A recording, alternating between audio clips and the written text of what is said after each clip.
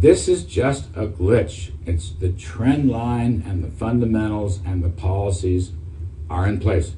And that's what I'm proudest of. And that's why I would love to have President Trump give a State of the Union address to talk about these things.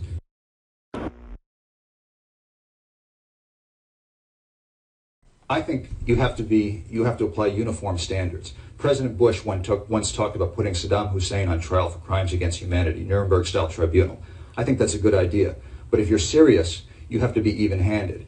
If we look at a case like this, I think we have to start talking about putting Guatemalan and U.S. officials on trial. I think someone like Mr. Abrams would be a subject for such a Nuremberg-style inquiry. But I agree with Mr. Abrams that Democrats would have to be in the dock with him. The Congress has been in on this. The Congress approved the sale of 16,000 M16s to Guatemala. In 87 and 88, hold on one second. I did before, because they voted more military aid than the Republicans asked for. And again, I invite you and Elliot Abrams back to discuss what he did. But right thanks, now, Charlie. But hold on one second, Elliot. Go ahead. You want to repeat the question? If you want to be in the dock? It is ludicrous. It is ludicrous to respond to that kind of stupidity. This guy thinks we were on the wrong side in the Cold War. Maybe he personally was on the wrong side.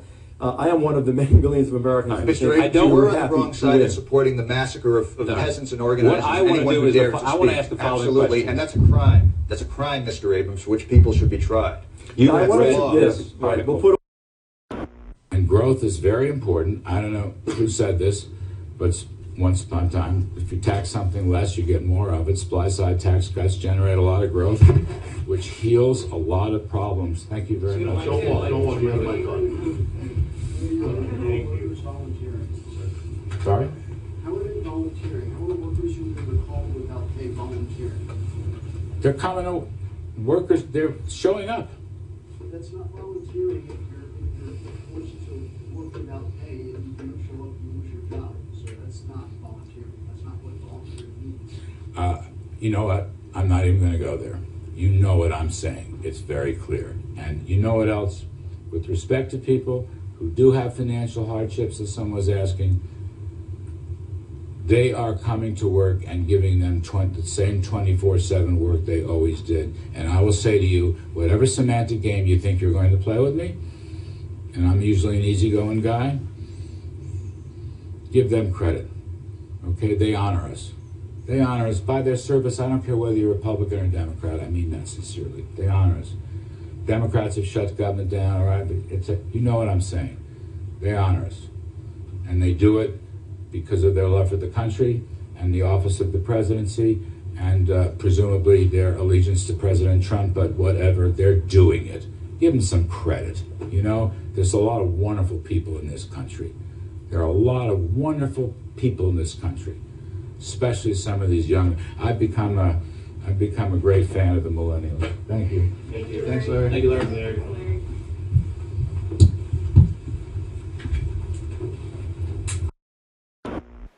Hello, my name is Mike Swanson. I run the website wallstreetwindow.com, and I'm the author of the classic trading book, Strategic Stock Trading. In fact, I'm doing a free giveaway offer for the book right now. So if you're interested in that, click below this video. There's a link for it. But let's talk about what is happening in the financial markets this week, because there's actually something very important that I need to make sure that you're paying attention to.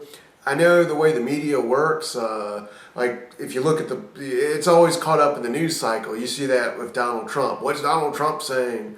What are people saying against Donald Trump? And a lot of times that's a distraction from key developments happening outside that narrative.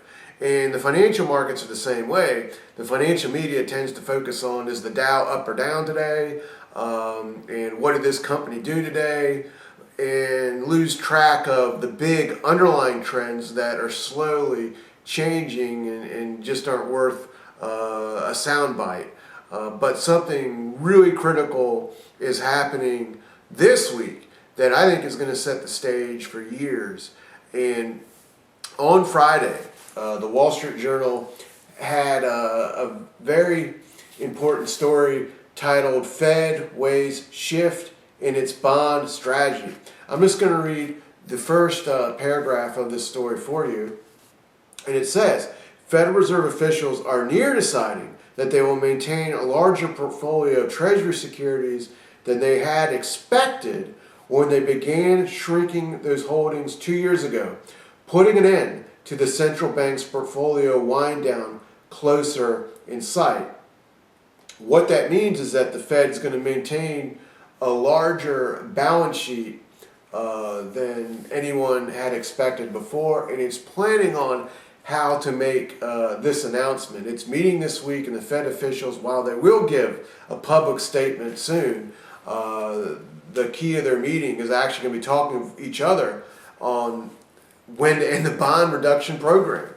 The trail off of how many bonds it's owning on its balance sheet. Now, if you don't know what I'm talking about, in a nutshell, when the stock market crashed in 2008, the main culprit of that was the fact that Wall Street banks throughout the United States had worthless mortgage securities on their balance sheets that were making the banks de facto bankrupt, and the Fed bailed them out. The Fed lowered interest rates to zero and bought these securities off the balance sheets of the banks, put them on their own balance sheet, and that program they called quantitative easing.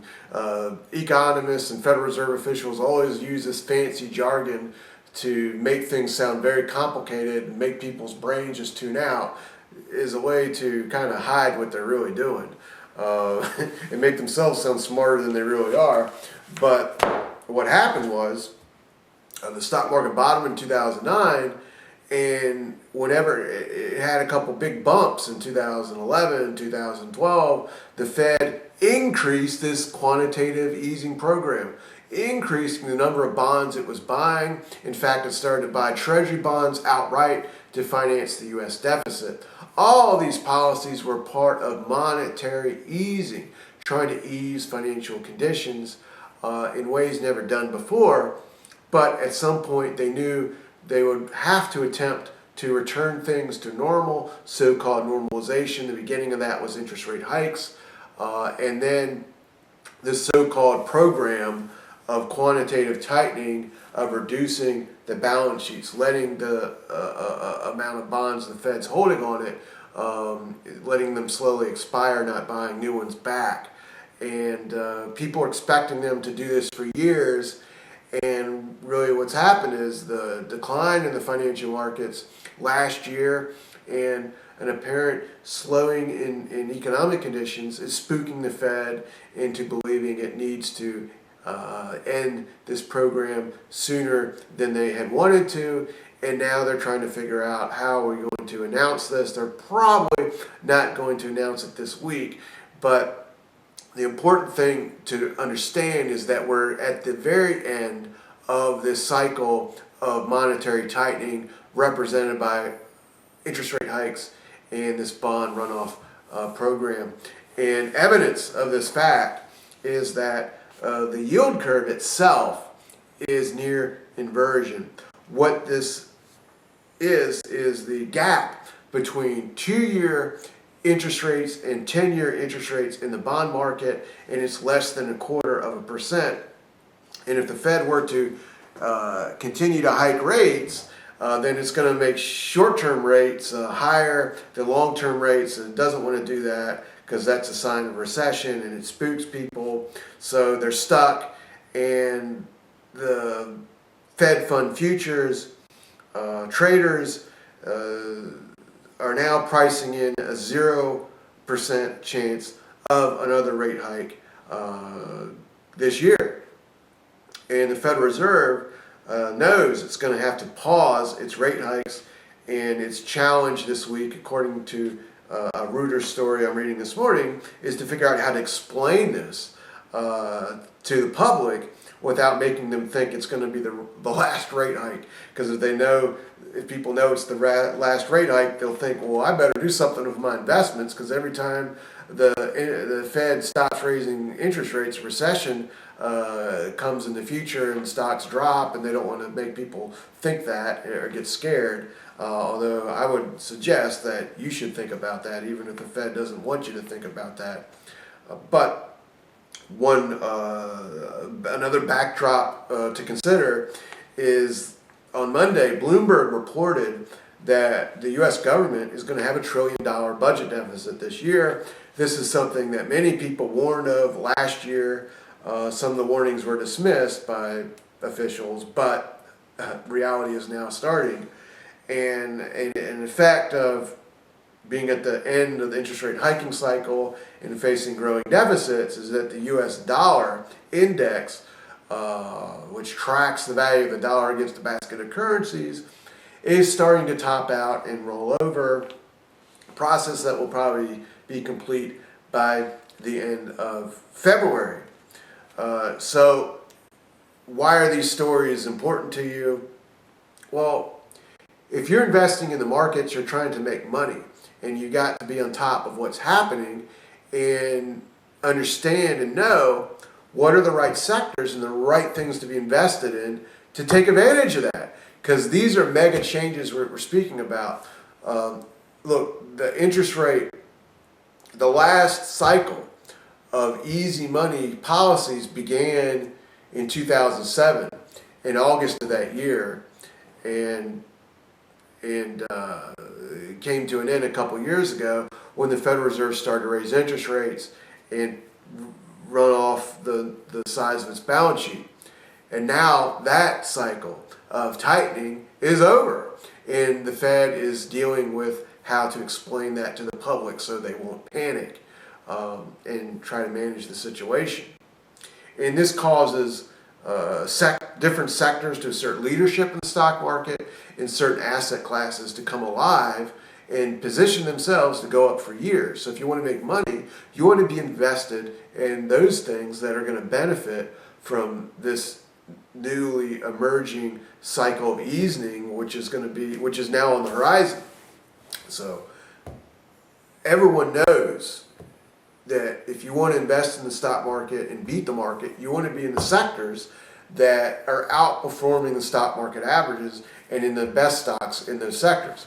So in October, November, and December, while the S&P 500 dropped and popular stocks like Facebook, like Apple, like Nvidia got smashed, there were defensive sectors that actually went up. Gold prices went up those past 3 months. And so did some other defensive sectors.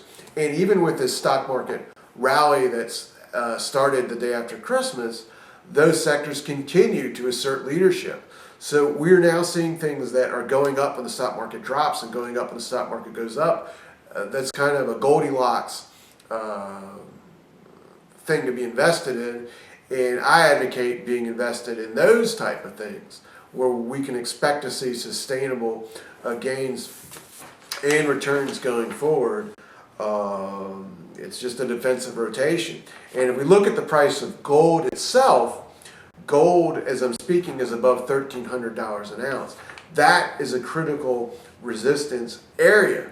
And once we see a weekly close above that level, a Friday close in which gold is above 1,300, we should see the second inning of this gold run begin, because that will attract the attention of the masses and people who doubt that the move is sustainable. We say, hey, this is a sustainable move, and I better get on board. And the neat thing about gold is the way this chart pattern's set up. This isn't just a move that when it starts to be for a few days, but for months, probably all year.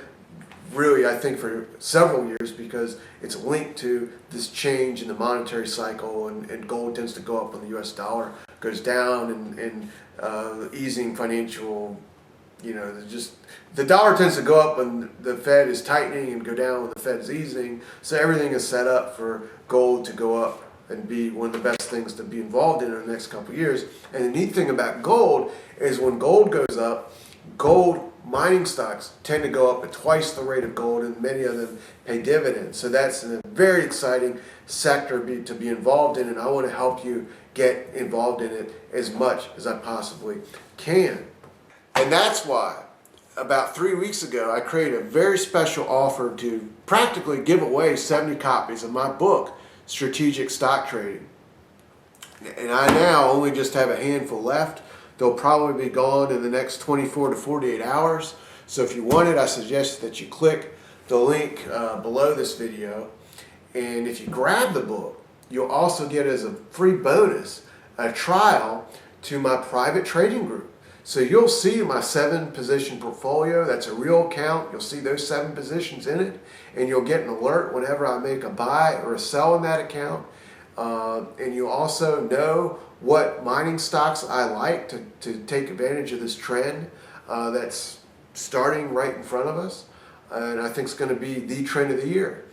So if you really want to get more closely involved with what I'm doing and profit alongside with me, grab my book. You'll learn my strategies, my tactics, and it's a short book, less than 130 pages, because I condense the most important information I believe you need to know to understand how to trade and to invest and identify changing trends right here in this book. It's a primer, and then you can apply those concepts alongside with me inside my private trading group. So click below this video and grab this book, and I'll see you on the other side.